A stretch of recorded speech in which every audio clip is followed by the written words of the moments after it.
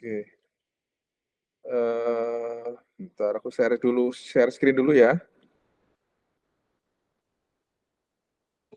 Udah kelihatan belum? Halo?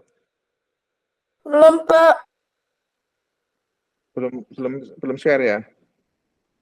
Ini sekarang Belum. belum kelihatan ya? Belum, Pak. Oh, oke oke. Ini belum ya? Belum kelihatan ya? Belum, Pak. Sekarang?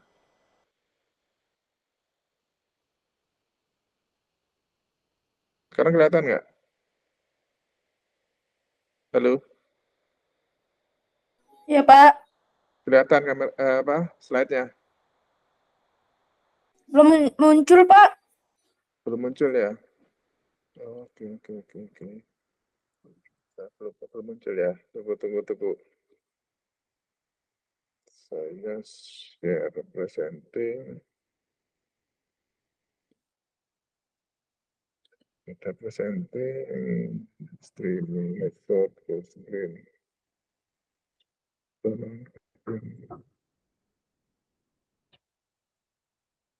Kelihatan nggak? Dia presenting.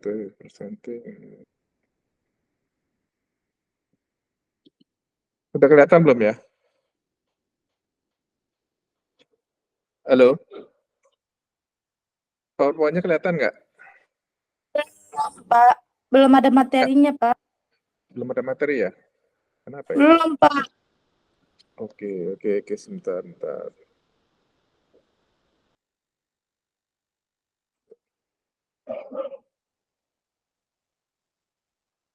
Nggak kelihatan ya? Saya ulang dulu ya.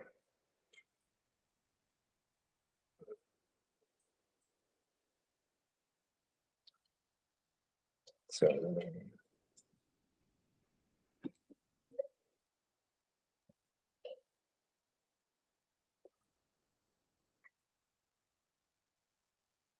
Oke.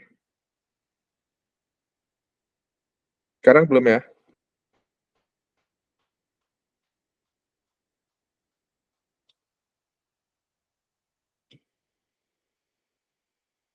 Sudah ya? Sudah, Pak. Sudah ya? Kelihatan ya? Sudah kelihatan, Pak. Oke. Siapa tadi temannya Ridwan belum gabung ya jam 10 ya? Belum, Pak. Oke. Tadi ada aku WA dulu. Silakan bergabung sekarang. Oke. Dila, kemudian Ridwan ya. Siapa lagi? Ya, Pak. Ridwan, Pak. Ridwan, Ananda Alia, Pak. Oke. Ya, lihat. Oke. Sudah?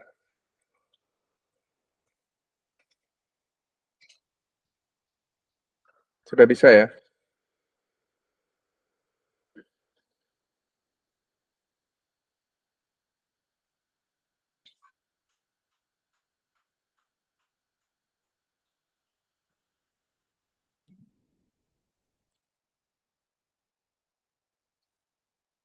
Oke.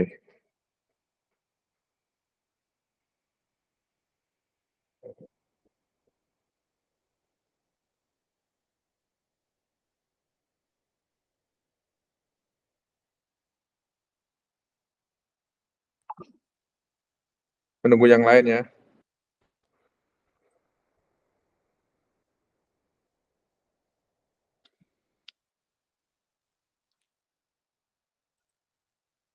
Yang minggu lalu materinya bisa diunduh nggak di LMS?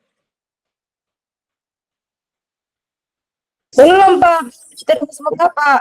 Sampai kemarin udah diunduh, Pak. Udah ya? Oke, yang hari ini nanti aku tambahin lagi. Oke, nggak ada masalah akses ke LMS-nya ya.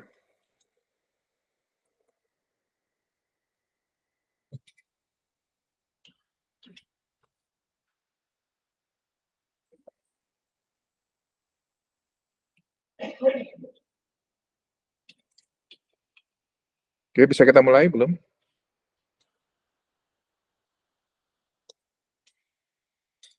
Ini pertemuan kedua ya, melanjutkan pertemuan hari Jumat yang lalu.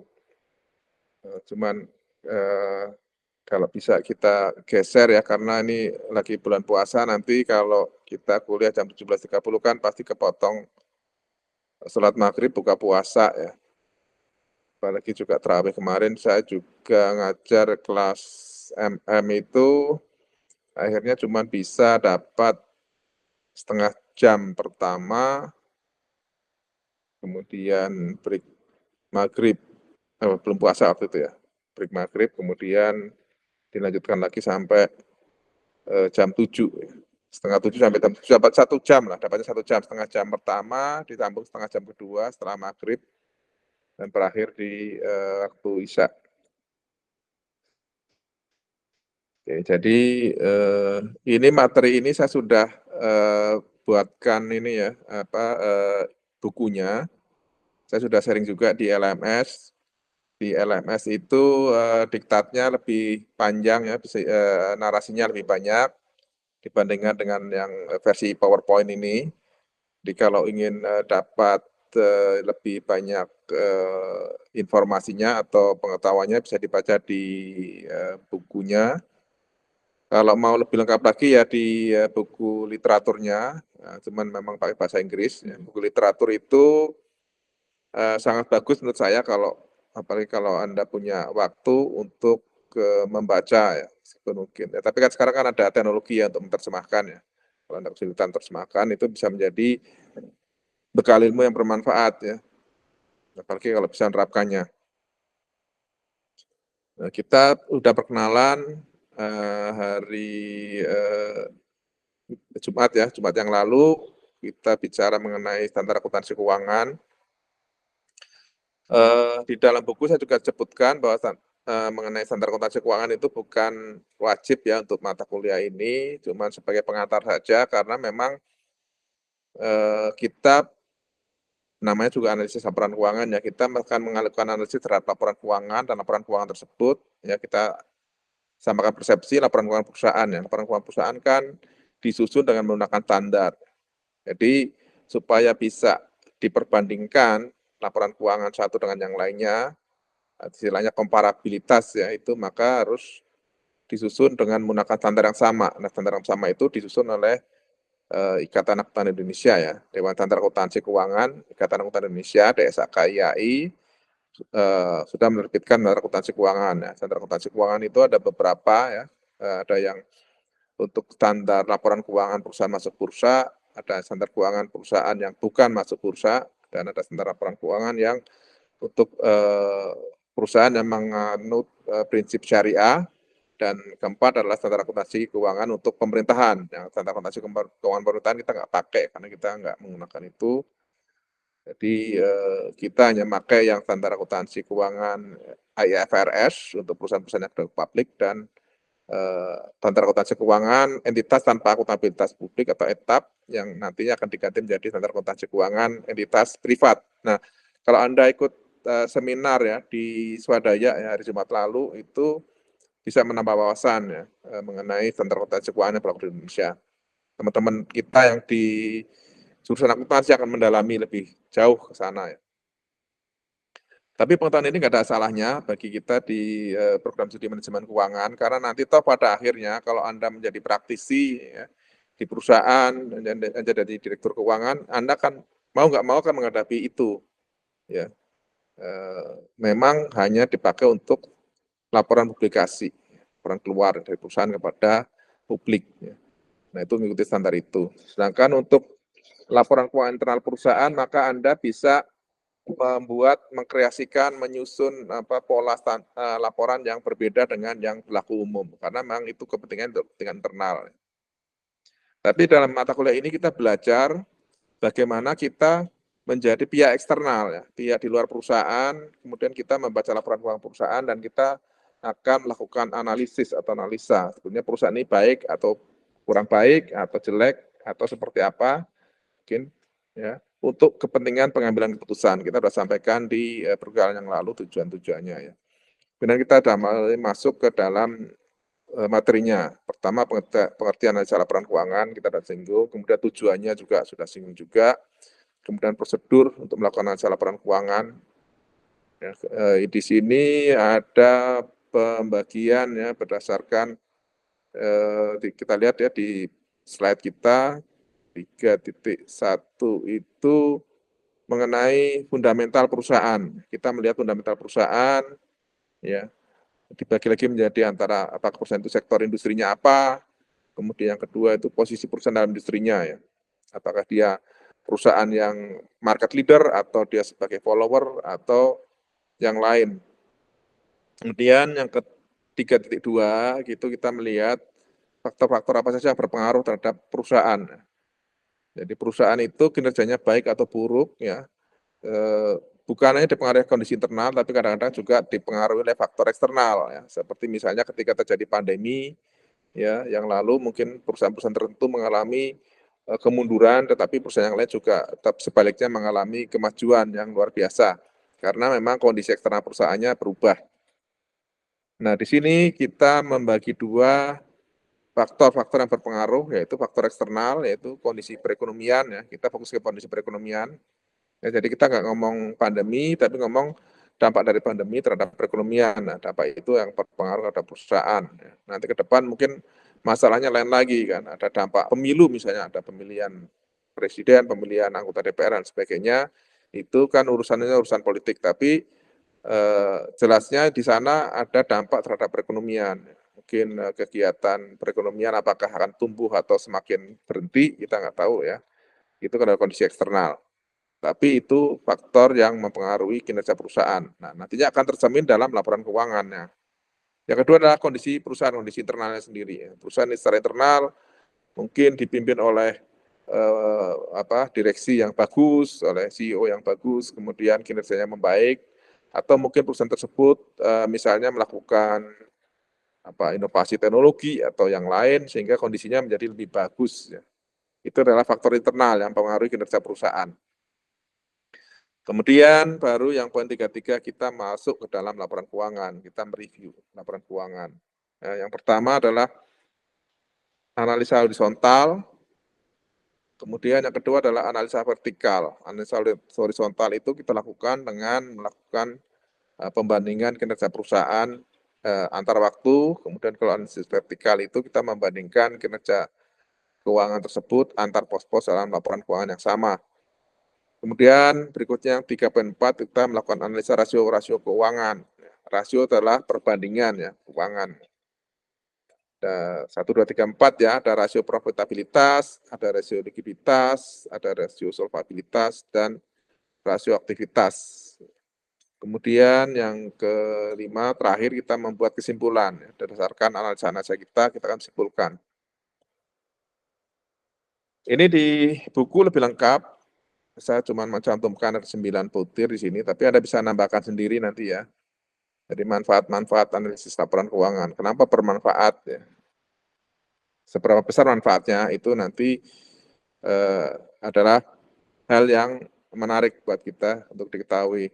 Yang pertama misalnya bagi calon investor ya, misalnya Anda bukan tiba-tiba ya, dapat THR misalnya atau orang tua Anda dapat THR atau mungkin dapat bonus mungkin kinerja perusahaan, kemudian Anda atau mungkin dapat warisan, kemudian Anda punya uang banyak, Anda bisa menjadi investor ya, atau mungkin nabung ya, Anda menabung uang, menyisihkan uang, tidak beli barang yang mahal ya, tidak beli Rubicon atau enggak beli Gucci, tapi duitnya saya investasikan aja. Nah, di sini Anda bisa memanfaatkan pengetahuan mengenai laporan keuangan perusahaan itu untuk melakukan analisa ya, bagi calon investor. Kalau Anda sebagai calon investor, Anda menganalisa kinerja keuangan perusahaan, ya, apakah perusahaan itu baik atau tidak gitu kan. Kalau saya punya uang, saya investasikan, saja saya akan memilih kepada perusahaan yang baik.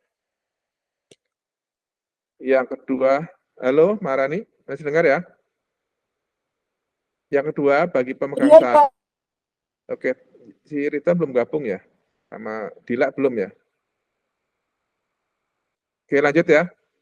Sambil nunggu ya. Kedua, bagi pemegang saham. Ya, bagi pemegang saham, artinya kalau Anda sudah punya saham perusahaannya gitu kan.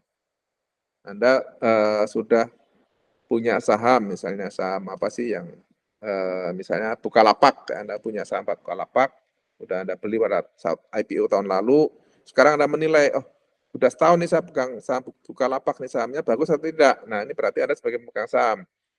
Sebagai pemegang saham berkepentingan. Kalau tadi kan sebelum pemegang saham sebagai calon investor Anda milih-milih kan, oh Bukalapak kurang bagus nih, oh Tokopedia, Goto bagus misalnya, atau saham yang lain gitu kan. Oh ini saham apa misalnya Garuda Indonesia lagi murah ini sahamnya harganya, oh saya beli gitu kan. Kalau pemegang saham berarti Anda sudah punya sahamnya dan sekarang mesti berpikir, wah gimana ya perusahaan yang sahamnya saya miliki, apakah kinerjanya bagus atau tidak.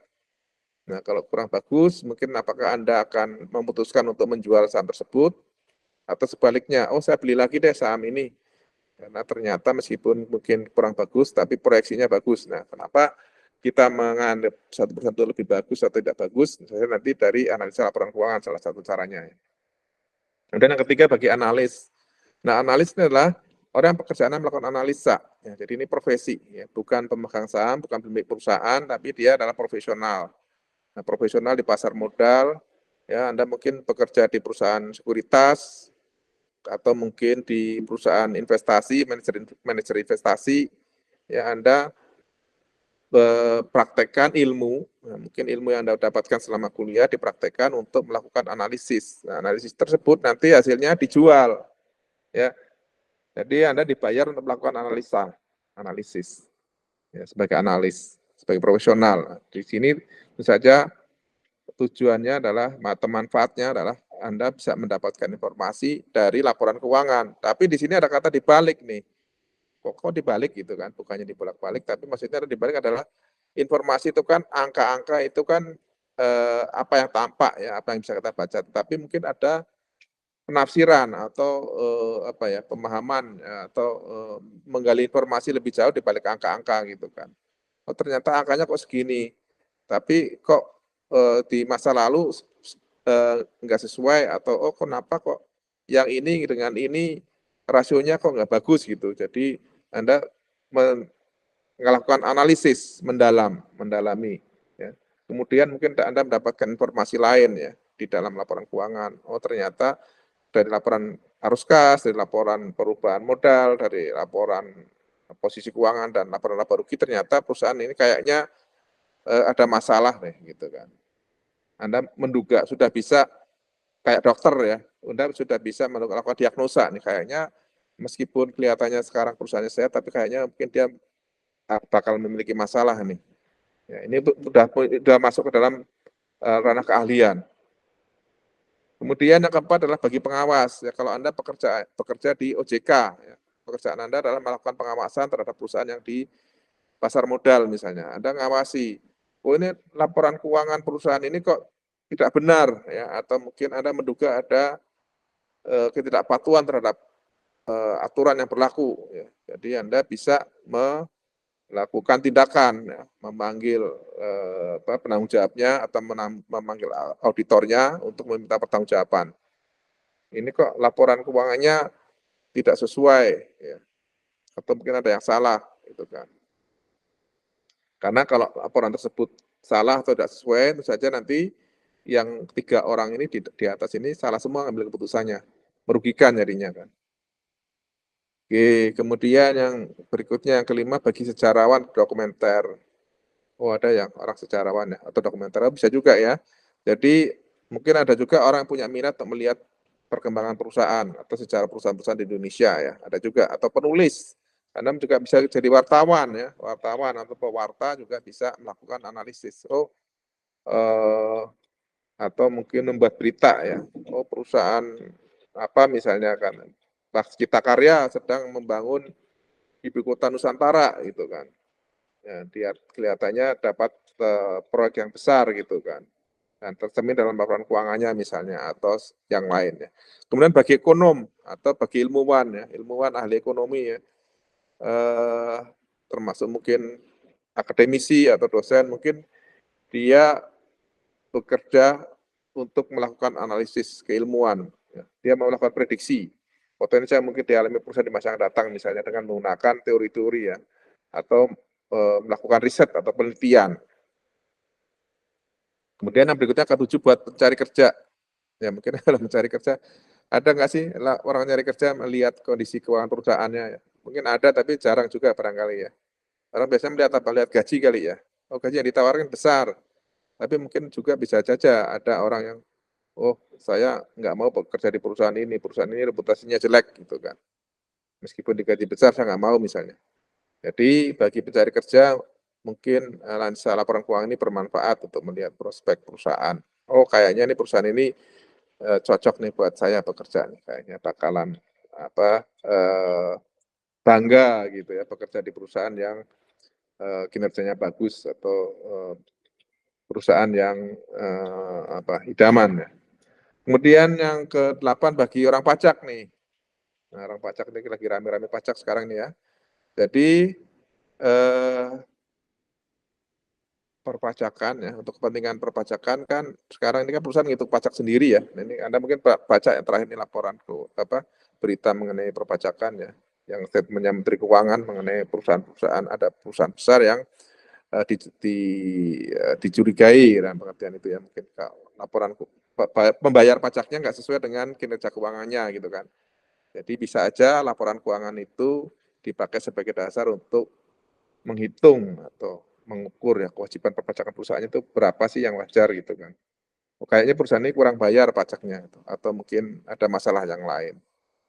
Ini tadi yang poin 9 sudah saya singgung ya, lebih awal tadi ya, mendapatkan pengetahuan dan teori untuk membandingkan kinerja satu perusahaan dengan perusahaan yang lain. Ada pertanyaan sampai di sini terlalu cepat ya? Terlalu cepat nggak? Oke, kalau enggak saya lanjutkan ya, ada pertanyaan?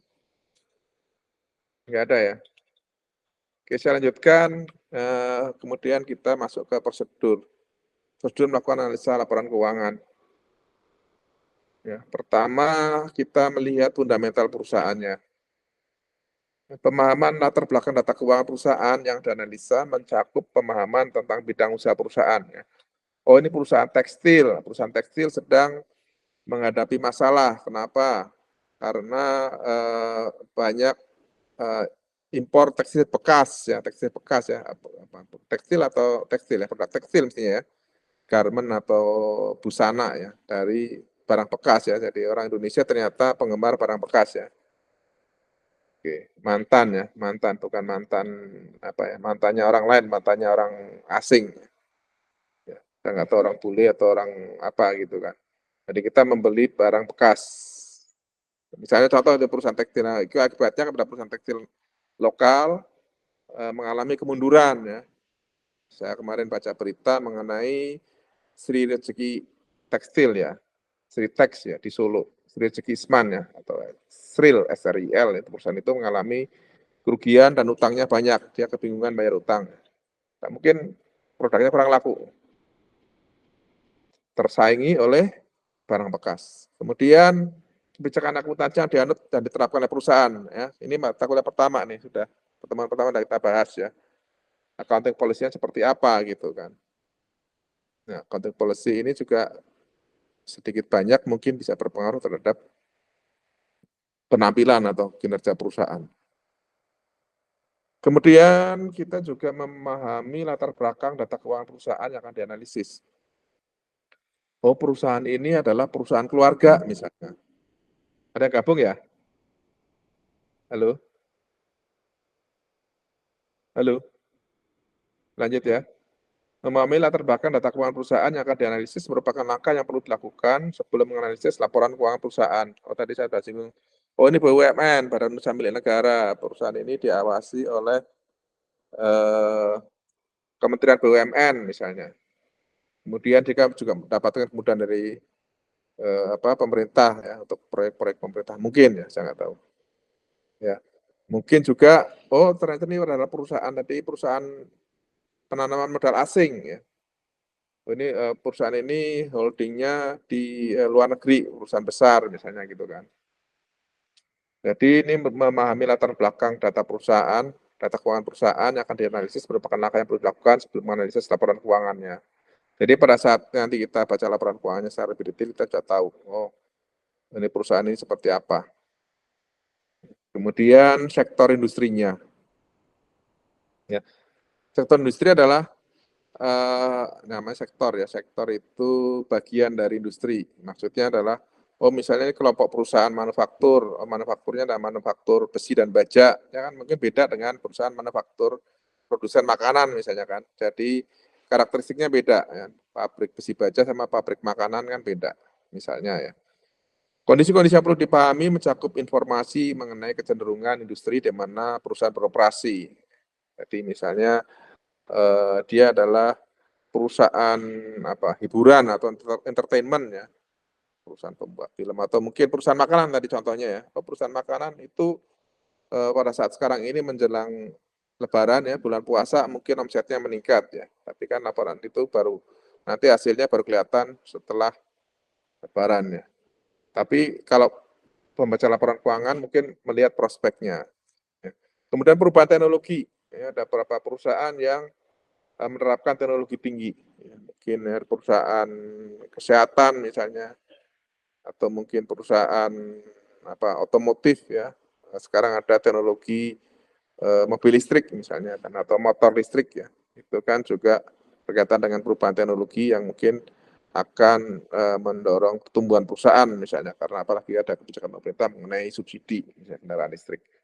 Kemudian perubahan selera konsumen, mungkin konsumen itu sudah beralih ya seleranya. Ya mungkin ada produk makanan misalnya tadi ya kan, kan misalnya suka ngetren ya, tren-trenan ya. Kemudian mungkin perusahaan busana, mungkin fashion, mungkin ada pengaruh dari perubahan selera. Berikutnya adalah perubahan faktor-faktor ekonomi seperti pertumbuhan ekonomi.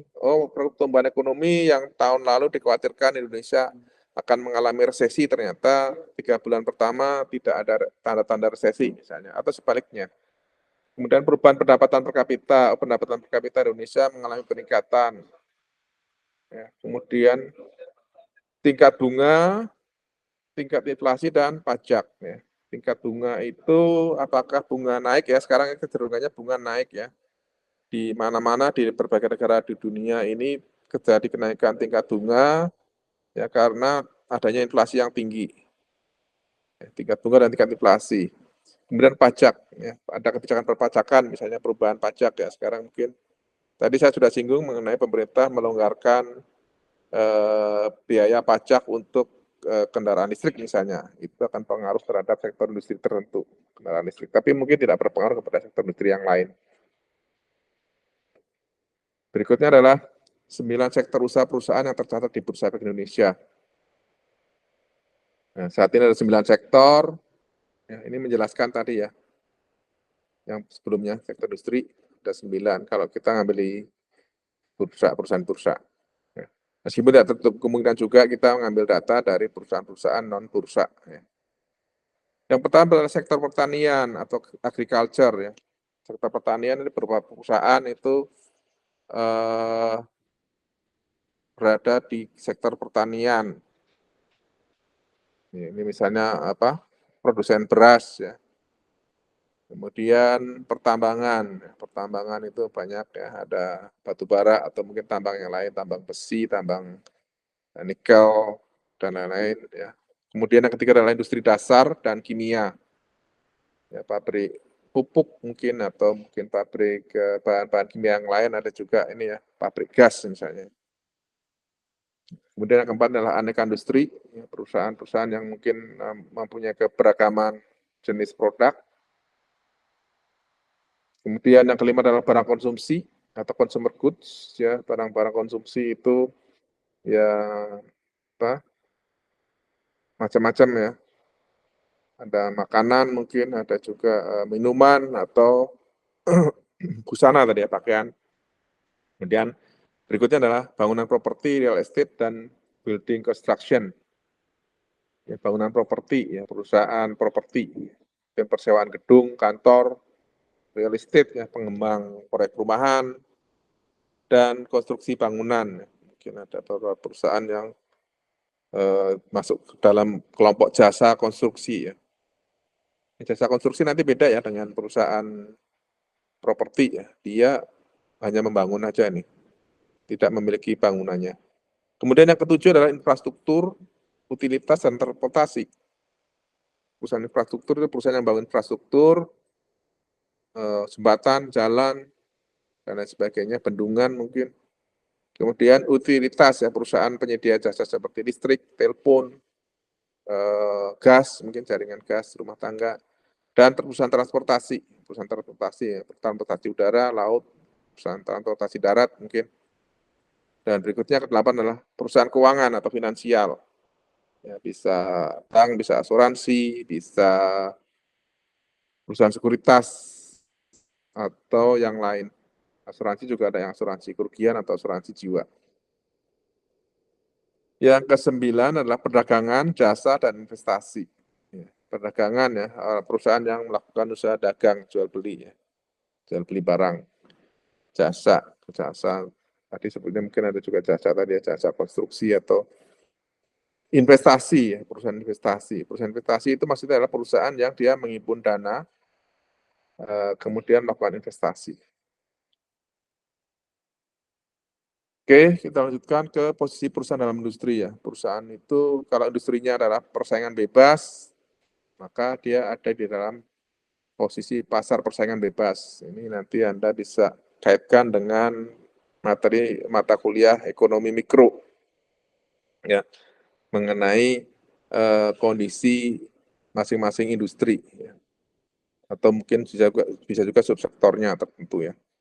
Perusahaan persaingan bebas, maka siapa saja perusahaan itu bisa masuk dan keluar dengan tanpa halangan, kemudian juga harga itu ditentukan oleh pasar ya, jadi perusahaan tidak bisa secara sepihak menetapkan harga ya, persaingan bebas.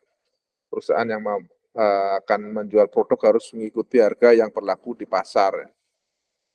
Hukum supply and demand ya, penawaran dan permintaan juga berlaku di sini. Kemudian yang kedua adalah pasar persaingan monopolistik.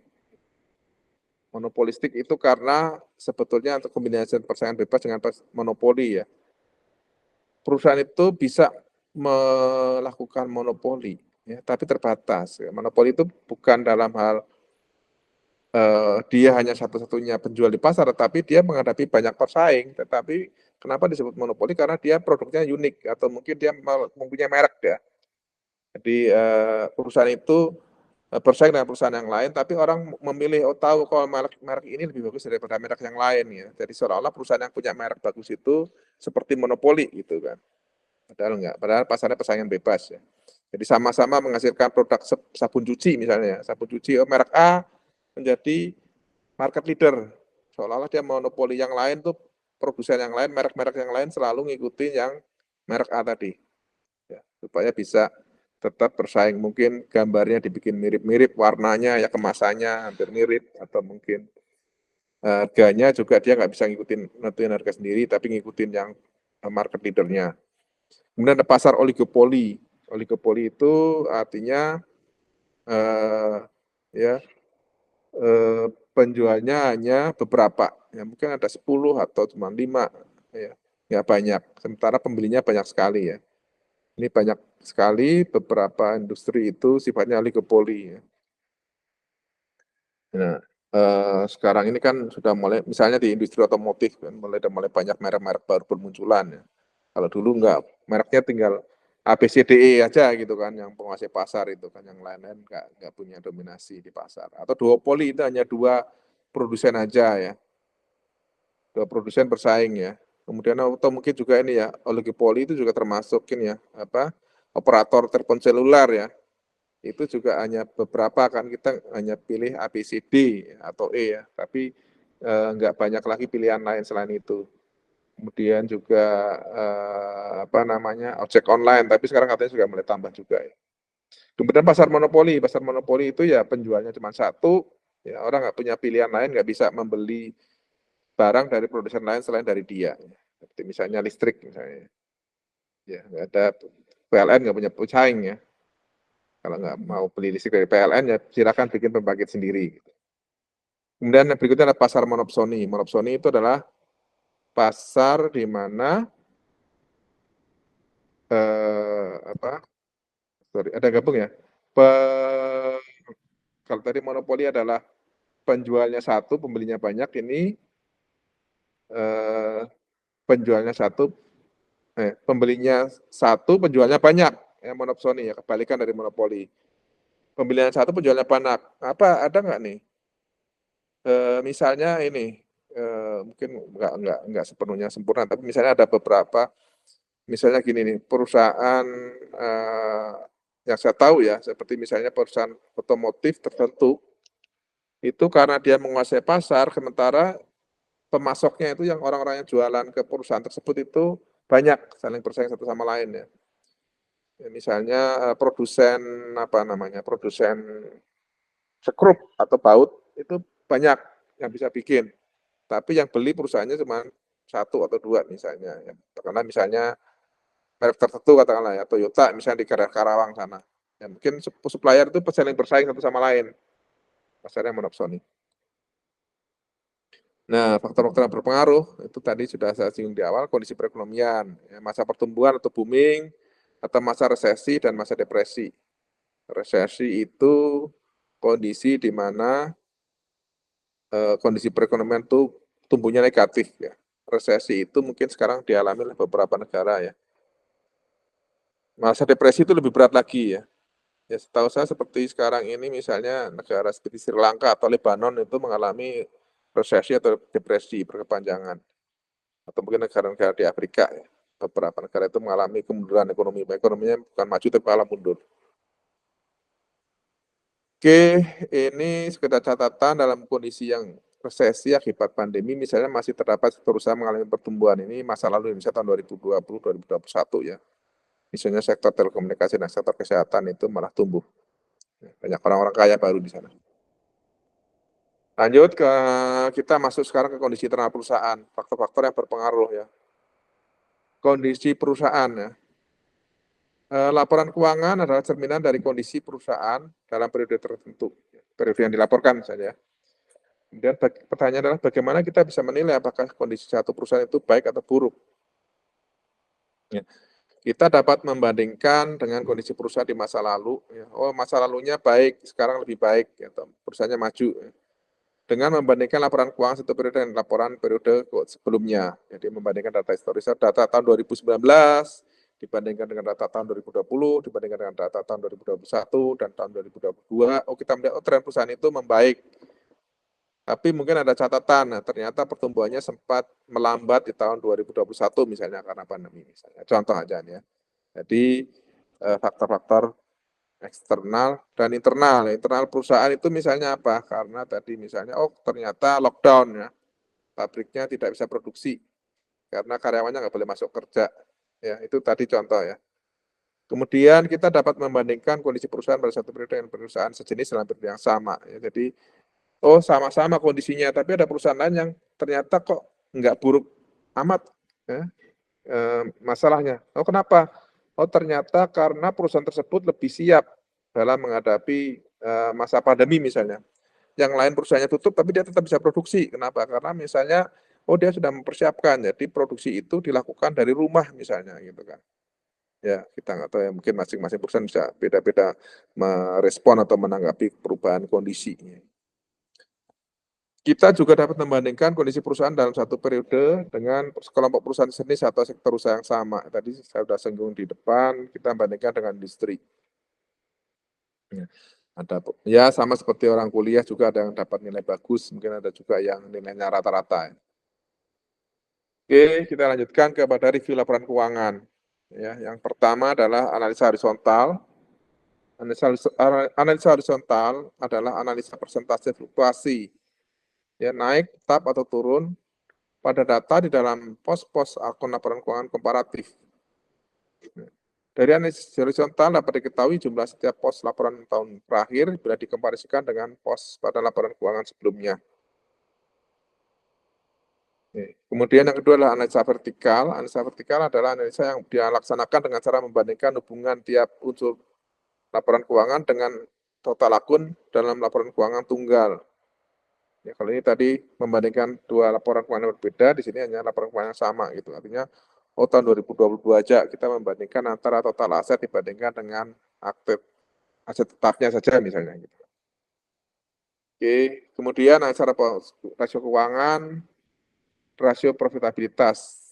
Ya, rasio profitabilitas ya, namanya juga profitabilitas ya. Tujuannya adalah untuk mengukur kesehatan perusahaan berdasarkan kemampuannya untuk menghasilkan laba.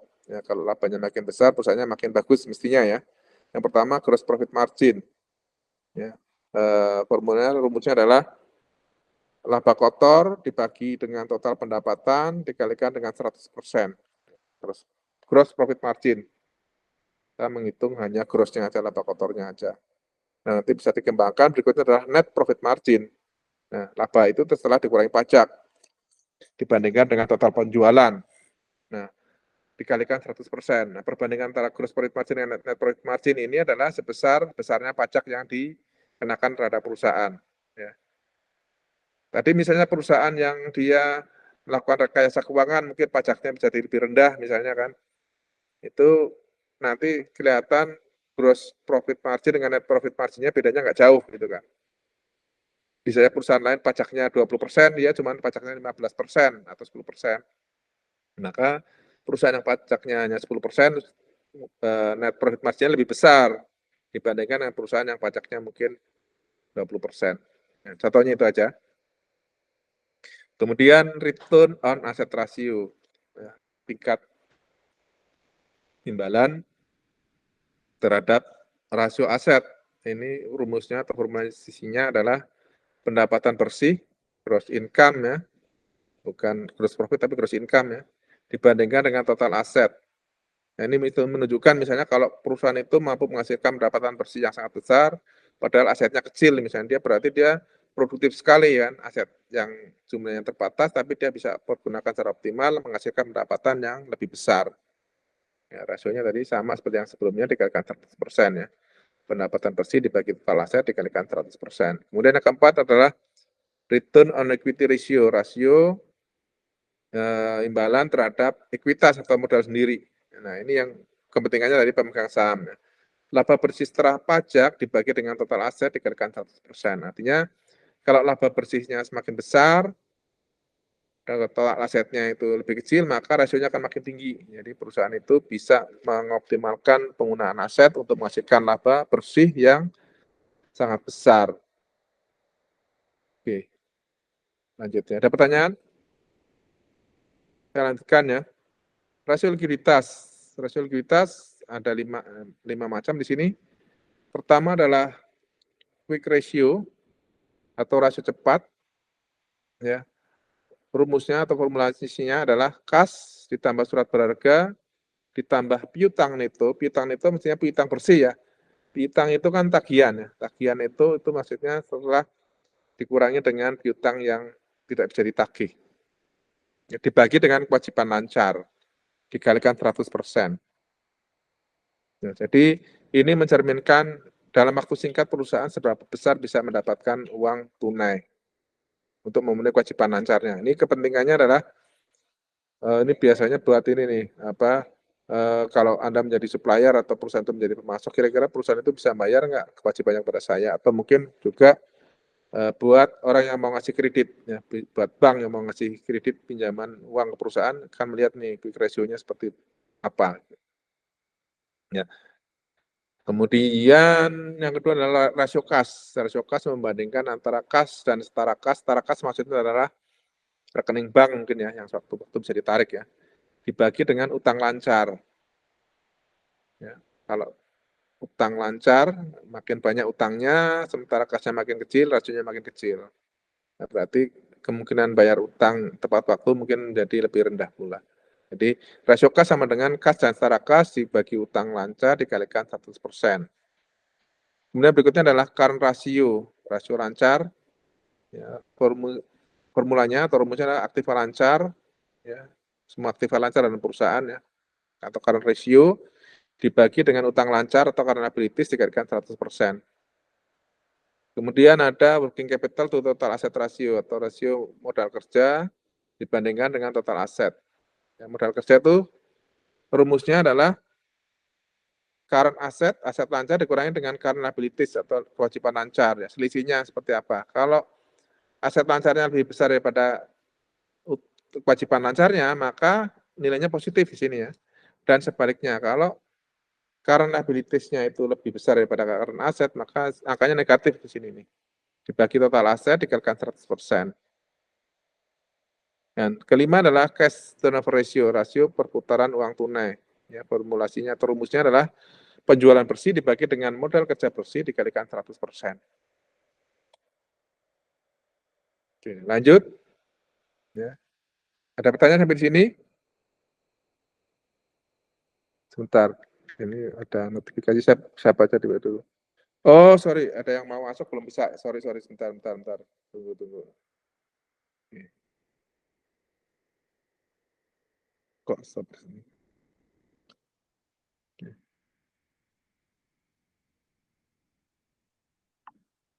Oh, tadi maaf, bentar ya. Ananda.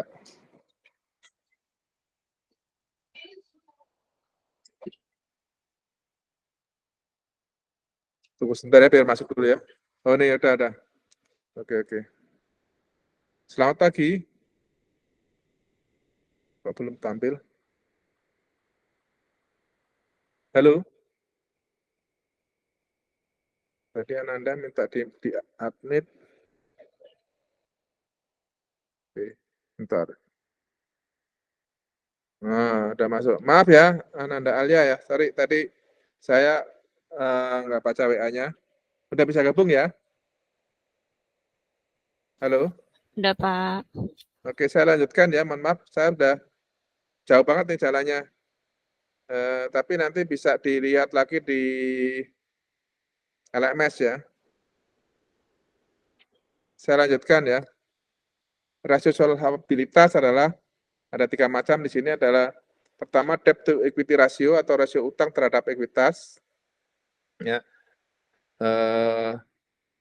Rumusnya adalah total utang dibagi dengan modal atau ekuitas ya, dikalikan 100%. Namanya debt to equity ratio atau disingkat DER ya. Kemudian yang kedua adalah debt ratio atau rasio utang. Sesuai dengan namanya ini sama dengan total utang ya, yang ada di dalam laporan keuangan ya, dibagi dengan total aset dikalikan 100%. Ya. Kemudian yang ketiga adalah times interest earn ratio atau TIE ya. Rasio TIE sama dengan laba sebelum pajak dan bunga dibagi dengan beban bunga dikalikan 100%. Ini menunjukkan kemampuan perusahaan untuk membayar kewajiban bunga ya kepada kreditur ya atau kepada bank. Oke. Bentar tunggu, Dila mau gabung, Gusti Ngurah juga mau gabung. Maaf ini.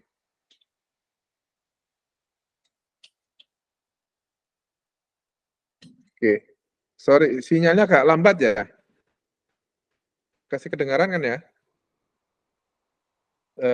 Sinyalnya.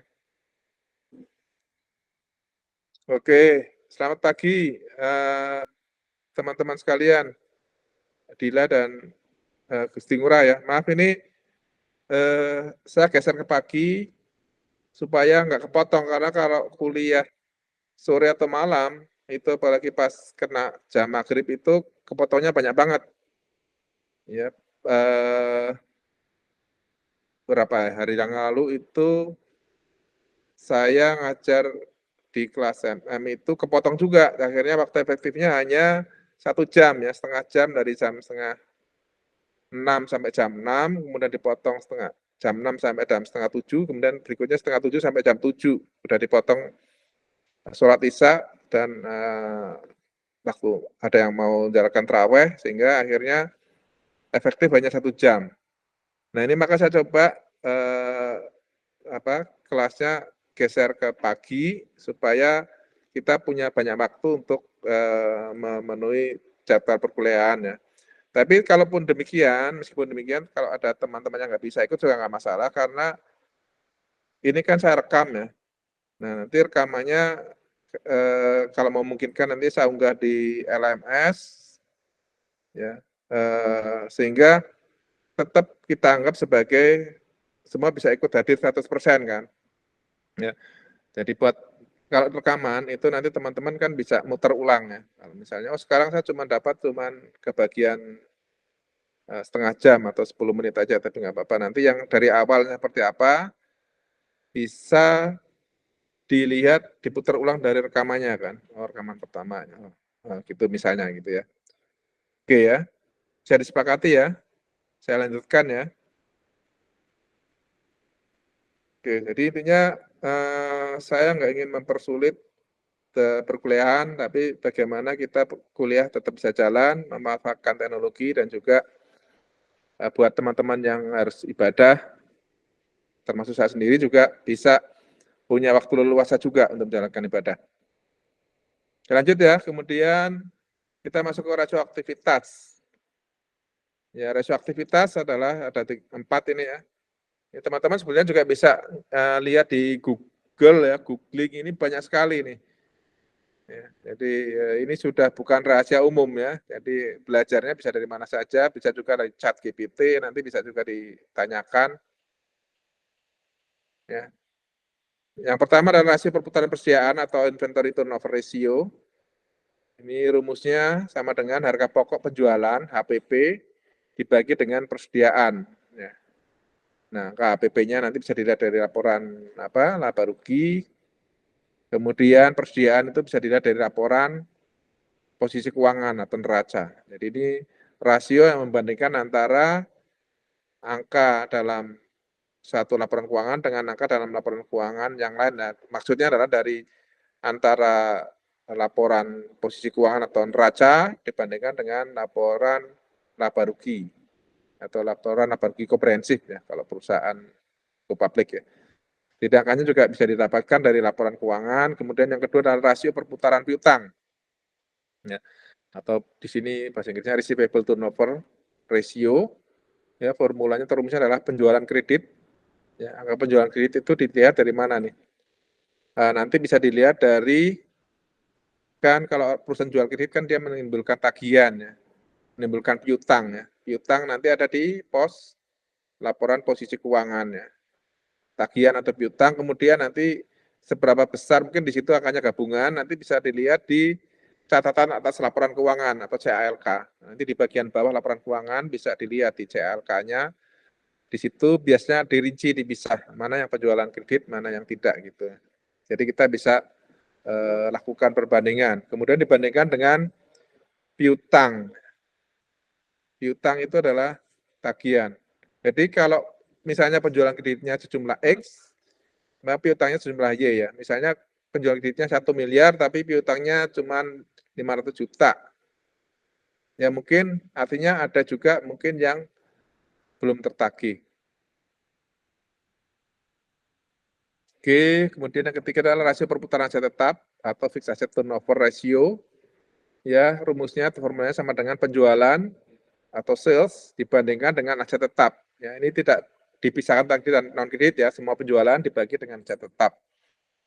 Yang keempat adalah rasio perputaran total aset atau total asset turnover ratio sama dengan penjualan dibagi dengan total aset. Nah, kemudian ini ada sekitar catatan tambahan, rasio nilai pasar saham. Ini adalah khusus kalau kita melakukan analisa terhadap perusahaan yang sudah go public atau listed company ya. Perusahaan yang sudah tercatatkan sahamnya di bursa, kita bisa mengukur rasio nilai pasar. Disebut juga dengan rasio nilai buku yang dinilai baik oleh investor apabila perusahaan memiliki laba dan arus kas yang stabil. Ya. Jadi rasio nilai pasar ini saham itu misalnya contohnya nih saham GoTo, Gojek Tokopedia itu nilai bukunya Rp1 per lembar. Tetapi pada saat IPO itu dijual Rp338 per lembar. Jadi nilai pasarnya itu 338 kali daripada nilai buku. Ini contoh sederhana aja ya. Sekarang turun katanya GoTo itu tinggal Rp100 per lembar. Ya, jadi nilai rasionya berkurang turunnya.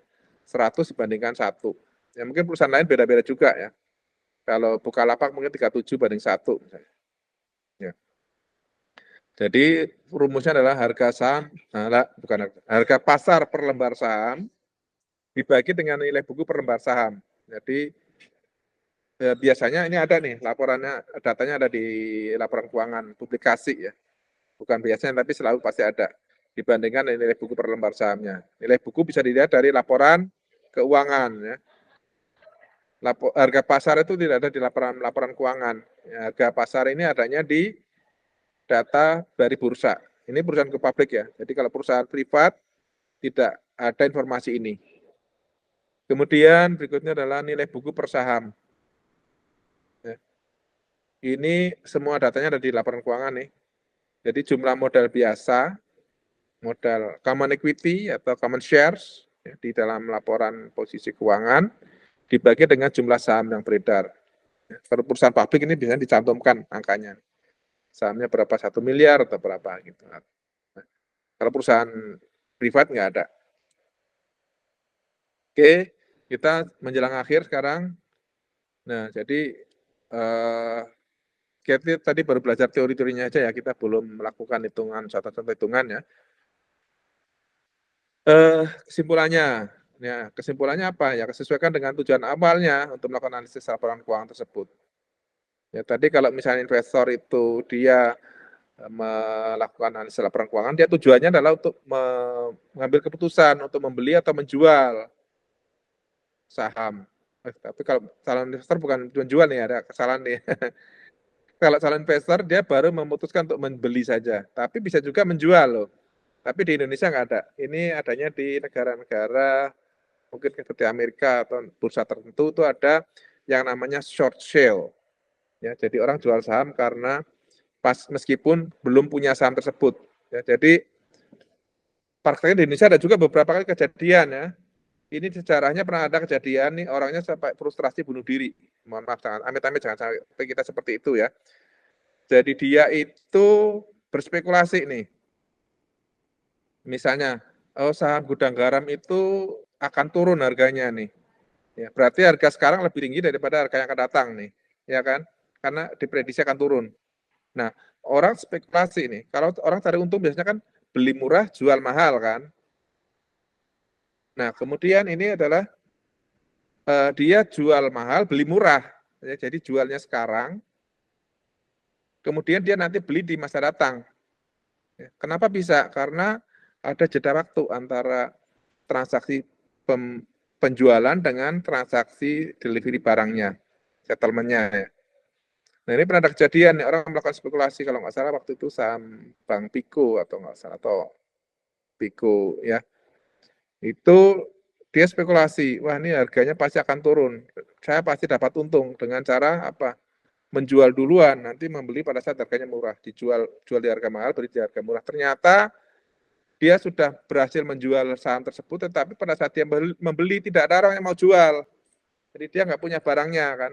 Nah maka dia akan terkena kewajiban nih, sanksi nih, dikejar-kejar nih. Lu sudah jualan tapi kok barangnya nggak dikirim gitu kan. Diuber-uber, akhirnya orangnya frustrasi, amit-amit ya akhirnya bunuh diri. Ya, ini adalah contoh saja. Ya, ini untuk diketahui ya. Kemudian pengambilan keputusan untuk pemegang saham. Ya, pemegang saham itu kan tadi sudah saya singgung di awal untuk menilai baik buruknya perusahaan ya. Dia bisa memutuskan, oh saya mau ganti manajemen ya, misalnya kalau sahamnya banyak ya, pemegang saham mayoritas punya suara banyak di dalam RUPS, dia bisa memutuskan tuh, oh saya mengganti manajemen karena kinerjanya kurang bagus atau kinerjanya jelek, ya bisa. Tapi kalau pemegang saham minoritas juga nggak bisa gitu kan. Tapi kalau pemegang saham minoritas, ya putusannya mungkin ya udah saya jual aja sahamnya. Ngapain saya punya saham perusahaan yang jelek, misalnya gitu. Atau oh perusahaannya bagus nih, saya beli lagi sahamnya, menambah saham gitu kan misalnya. Karena bagi analis memberikan penilaian kinerja satu perusahaan, oke lah, tadi udah berikan rekomendasi jual, beli atau tahan. Bagi pengawas ya melakukan fungsinya melakukan pengawasan, bagi penelitian dan mahasiswa dia bisa untuk bikin tesis atau bikin skripsi atau untuk bikin disertasi ya dari pengamatan terhadap pergerakan harga saham. Kemudian bagi sejarawan, bagi dokumenter atau mungkin bagi wartawan ya dia membuat berita ya, atau membuat buku mungkin. Bagi ekonom ya membuat analisis ya, membuat ekonom itu misalnya kan kayak Faisal Basri atau Afiliani misalnya dia berkomentar ya di media. Kemudian bagi pencari kerja, oh saya mau kerja nih, cari kerjaan, nah, mungkin perusahaan ini bagus. Bagi fiskus orang pajak ya menghitung kewajiban perpajakan. Nah bicara soal pajak, kita akan akhiri ya hari ini perkuliahan dengan mengutip ini bahan ini Anda bisa dapatkan dari websitenya pajak.go.id ya. Kenapa saya lakukan demikian? Ya karena STI Swadaya sudah melakukan kerjasama dengan Direktorat Jenderal Pajak, ya, Kantor Wilayah Pajak Jakarta Timur. Nah, sebagai komitmen kampus dalam menjalankan kerjasama dengan Direktorat Jenderal Pajak, maka kita ikut partisipasi dalam membangun budaya sadar pajak atau mungkin budaya untuk taat pajak ya. Nah, kaitannya dengan mahasiswa, teman-teman sekalian, saya nggak tahu apakah Anda sudah punya NPWP atau belum? Sudah punya NPWP atau belum, teman-teman? Mungkin sudah ya?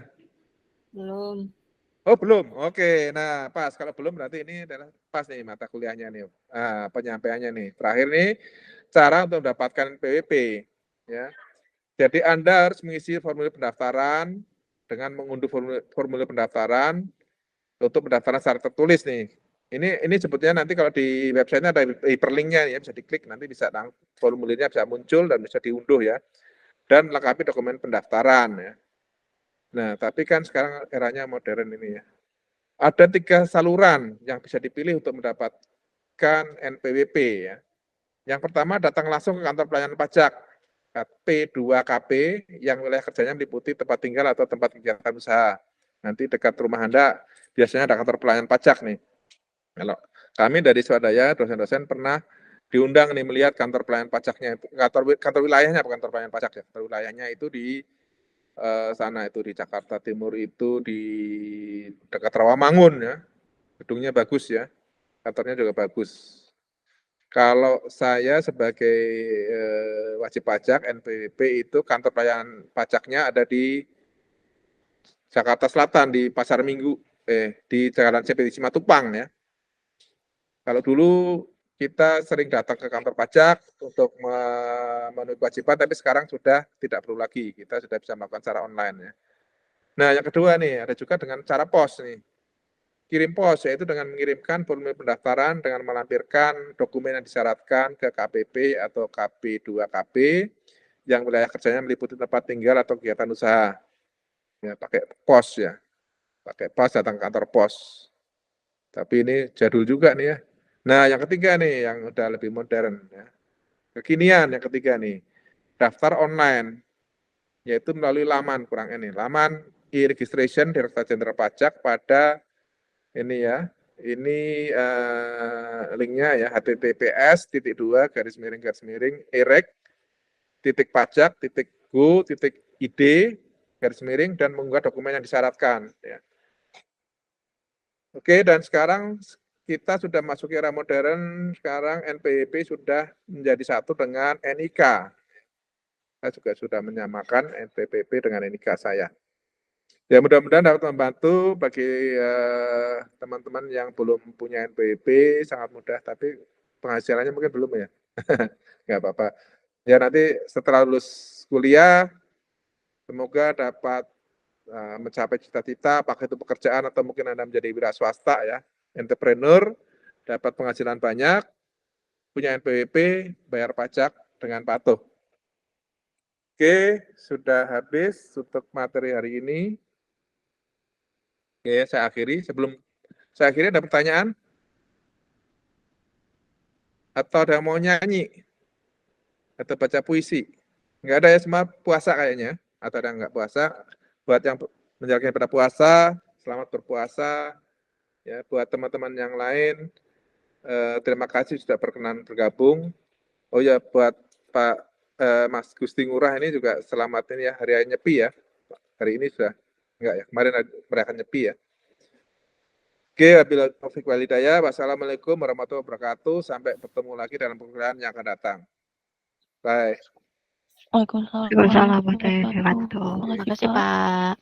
Terima kasih.